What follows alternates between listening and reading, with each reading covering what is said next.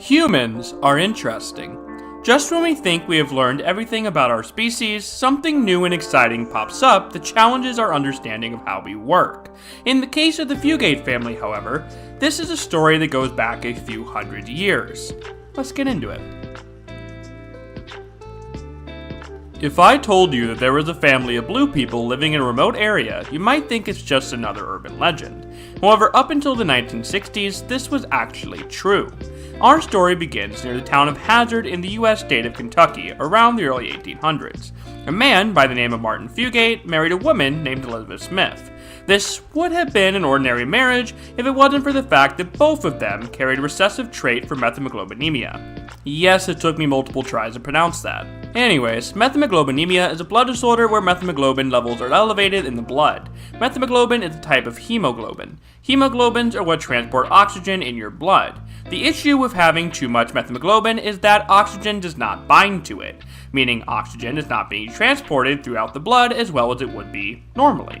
If you've ever seen somebody choking, you'll notice they turn blue. This is because oxygen is being restricted. Well, this also explains why some members of the Fugate family were blue. Out of Martin and Elizabeth's 7 children, 4 of them had this disorder.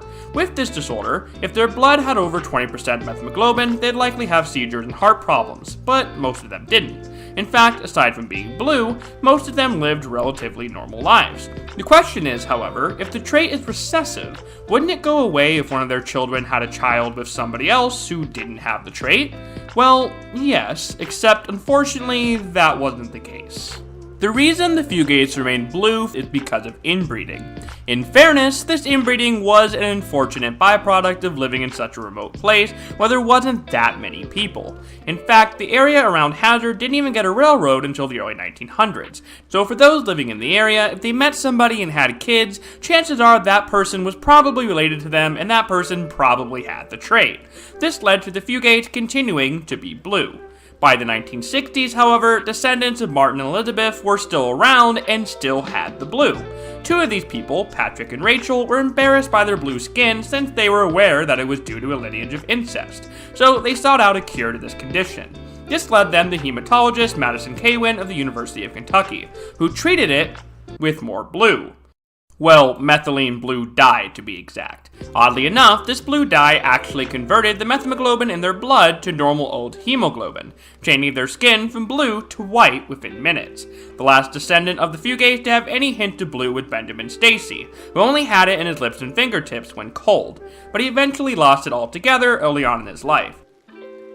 While the blue Fugates no longer exist, blue people still pop up from time to time. One of the most famous was Paul Carrison, who turned blue after ingesting silver to help treat a skin condition, which ultimately led to his skin permanently turning blue due to argyria, a different condition caused by consuming too much silver. Human genetics are strange. People are diverse and will always have traits different from others. While it's fun to look into stories like that of the Fugates, we can't forget how challenging life must have been for these people. So if there's any takeaway from this video, it's to be kind to your fellow humans, because we're all kinda weird in our own ways. Thanks for watching, and until next time, take care.